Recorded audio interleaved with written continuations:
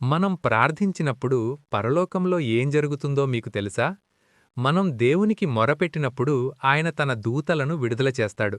మనకు కనబడే ఈ లోకం కంటే కనబడని ఆధ్యాత్మిక లోకమే నిజమైనది. ఈరోజు మనం దూతలు ఎలా పనిచేస్తాయి, అవి మన జీవితంలోకి ఎలా వస్తాయో వాక్యం ద్వారా తెలుసుకుందాం. మొదటిది, దూతలు ఎప్పుడు పనిచేస్తాయి?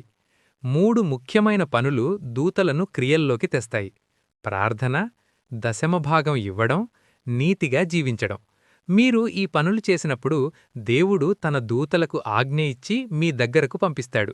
రెండవది, కెరూబులు, అత్యున్నత దూతలు. ఆదికాండం 3:24 ప్రకారం జీవవృక్షాన్ని కాయడానికి దేవుడు కెరూబులను ఉంచాడు. కెరూబులు చాలా అందమైనవి, శక్తివంతమైనవి. కాని గుర్తుంచుకోండి, ఆ దూతల కంటే దేవుడు మిమ్మల్నే గొప్పగా చేశాడు. ఎందుకంటే మీరు దేవుని స్వరూపంలో సృజించబడ్డారు.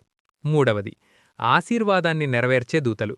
దేవుడు మిమ్మల్ని నేను నిన్ను ఆశీర్వదిస్తాను అని ఒక మాట ఇస్తే ఆ మాటను నెరవేర్చడానికి దూతలు మీ ఇంటికి వస్తాయి. హాగరు అరణ్యంలో కష్టంలో ఉన్నప్పుడు ఆమె గర్భంలో ఉన్న అబ్రహాము సంతానం కోసం దూత వచ్చి ఆమెను ఆదుకుంది. మీరు అబ్రహాము సంతానమైతే మీ కష్టకాలంలో దూతలు మిమ్మల్ని రక్షించడానికి వస్తాయి. నాలుగవది, ఇచ్చుట ద్వారా దూతల విడుదల. యాకోబు బేతేలులో దేవునికి మొక్కుబడి చేశాడు. తన సంపాదనలో 10వ వంతు ఇస్తానని మాట ఇచ్చాడు. ఆ మొక్కుబడి వల్లనే లాబాను ఇంట్లో యాకోబు మోసపోకుండా దూత స్వప్నంలో కనిపించి అతనికి సంపదను చేకూర్చింది.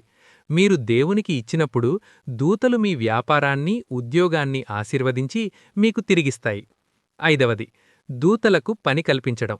ఒక గొప్ప మాట ఉంది: ప్రార్థన లేకపోవడం అంటే దూతలకు పని లేకుండా చేయడం. మీరు ప్రార్థించినప్పుడు దూతలకు పని కల్పిస్తారు. అబ్రహాము తన కుమారునికి భార్యను వెతకడానికి దూతను పంపాడు. మీరు కూడా మీ పిల్లల వివాహాల కోసం, మీ ప్రయాణాల కోసం, మీ ఉద్యోగం కోసం యేసునామంలో దూతలను విడుదల చేయవచ్చు. యేసయ్య మరియు దూతలు. యేసుప్రభు గెత్సెమనే తోటలో ప్రార్థించినప్పుడు ఒక దూత వచ్చి ఆయన్ని బలపరిచింది. సిలువ వేయబడే సమయంలో ఆయన చెప్పారు: నేను ప్రార్థిస్తే నా తండ్రి 12 సేనల కంటే ఎక్కువ దూతలను పంపిస్తాడు అని. ప్రార్థనలో అంత శక్తి ఉంది. ఈ రోజునుంచి మీ శత్రువులు మీ పాదాల క్రిందకి వస్తారు. మీ అనారోగ్యం తొలగిపోతుంది. అబ్రహాము సంతానమైన మీకు దూతల పరిచర్య నిరంతరం ఉంటుంది. విశ్వాసంతో ప్రార్థించండి, అద్భుతాలను చూడండి.